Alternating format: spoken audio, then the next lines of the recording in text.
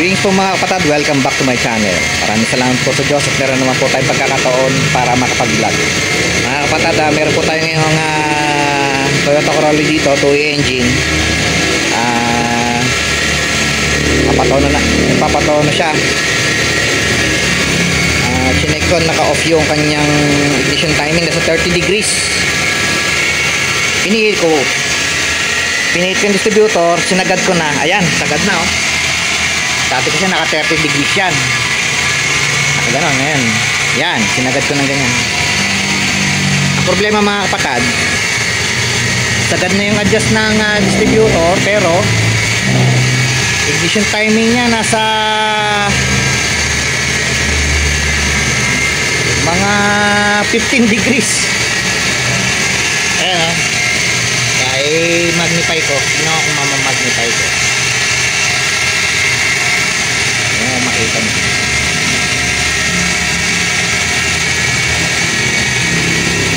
Ayan o.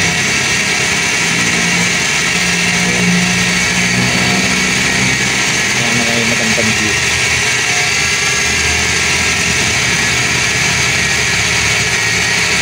Ayun.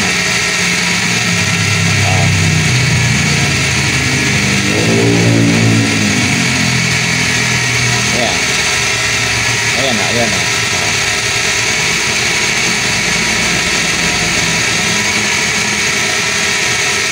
Magandang angle. Ayun. Ito na nakakasado. Ayan o.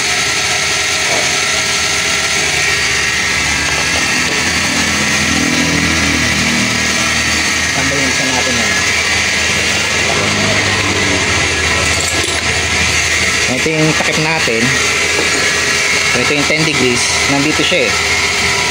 So estimate ko nasa mga 15 degrees. Ayan, sagad na. Normally po yan, dapat yan pag nakasagad nasa 0 degrees yan. 5 degrees na-set ko yung ignition timing gamit yung aking timing light. 5 degrees 0 degree. Ayan, na-set ko siya. Sagad na oh.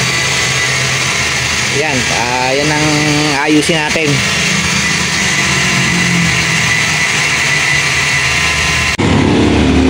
Unang problema na nakita ko, kaya naka-off ang ating naka-offset yung ating ignition timing, is yung kanyang distributor. Ang kanyang distributor is replacement.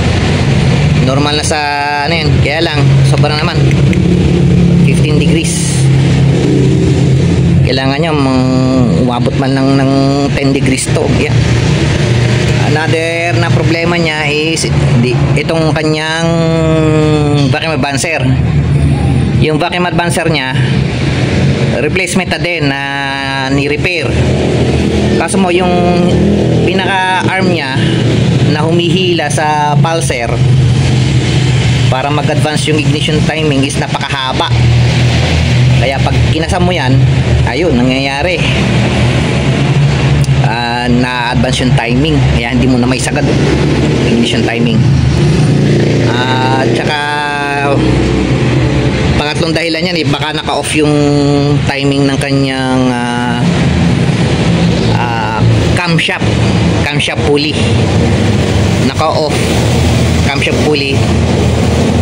At tsaka yung kanyang crankshaft pulley, yung marks niya baka naka-off, mali, baka naka 1E o naka 2E man siya. Minsan yung ginagawa ng iba, naka 2E dito, aba 2E yun ha, pa dun sa mark sa ibaba naka 10 degrees. Dito nakatapat yung pulley, crankshaft pulley. Mali mga kapatid, dapat yan, ang tama niyan 2E dito, tapos yun naka-0. Dapat naka-0 siya. Gagawin natin ngayon, kakalasin natin yung valve cover. Check natin kung tama yung kabit ng timing belt. Baka talo ng ilang ngipin to, kaya hindi nating may timing na maayos. Yung mga kapatado, naka-tapat yung ating rotor sa 1. Yan o. Pinatong nyo to. Ito o. 1 o. cylinder number 1. Ayan, 1. Oh. 1. So, tama. Kita nyo mga kapatid, oh. Tapat siya dito. Tapat siya. At dito, nakalagay yung ating timing sa 0. Ayan na. Makikita nyo. Yun. Ito. Ayan. Dapat ko siya sa 0. Ating mark. Oh, ayan. Nakatui. Ayan.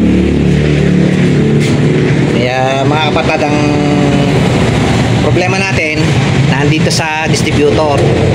Malamang yun nga, gaya na sabi ko, yung problema kasi ito, unang-una ito ay replacement ng distributor. Ganyan din yun sa akin eh, nag-off yung ignition timing nya. Hindi mo ma-set na mababa yung ignition timing. And dahil nga dito, ayan, yung ating vacuum advancer, i-adjust natin yan.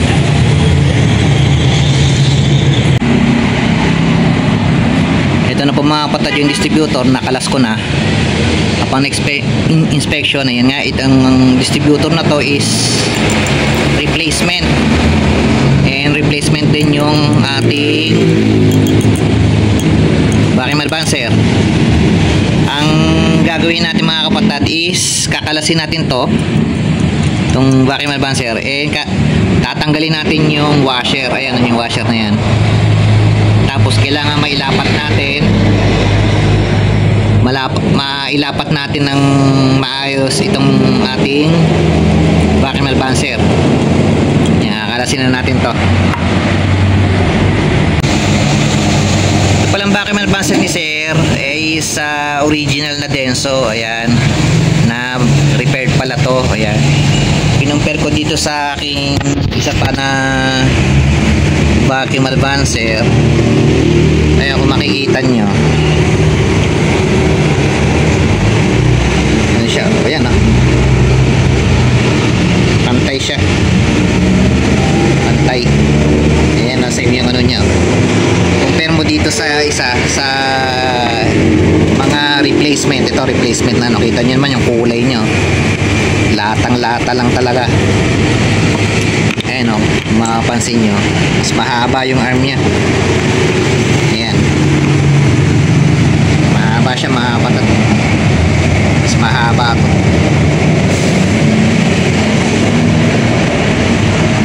Mas mahaba. Ayan, kaya gawin natin dito mga kapatid, ito try natin tanggalin yung kanyang o-ring. And iset natin yung alignment nito, itong distributor.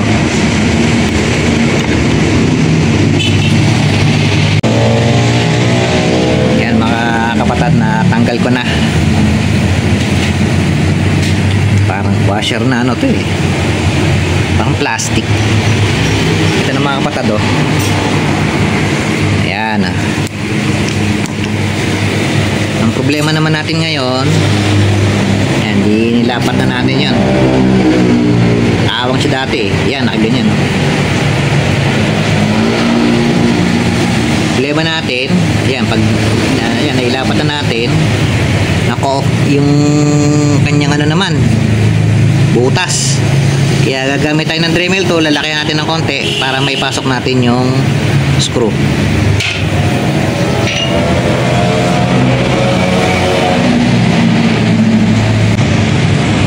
Yan, okay na. Lapat na oh. Oh. Lapat na siya. Okay.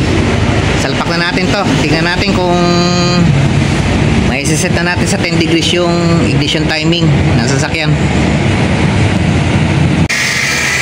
Ito mga kapatid oh, na-set ko na yung ignition timing sa 10 degrees.